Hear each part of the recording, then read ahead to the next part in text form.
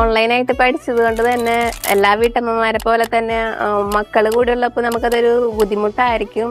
പക്ഷെ എന്നെ സംബന്ധിച്ച് എൻ്റെ മോൾ എനിക്കൊരു സപ്പോർട്ടായിരുന്നു.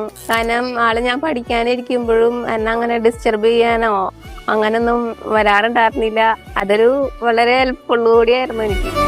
ഞാനിന്ന് അവോധ വഴി ഒരു വെൽ റെപ്യൂട്ടഡ് ഓർഗനൈസേഷനിൽ പ്ലേസ്ഡ് ആണ്.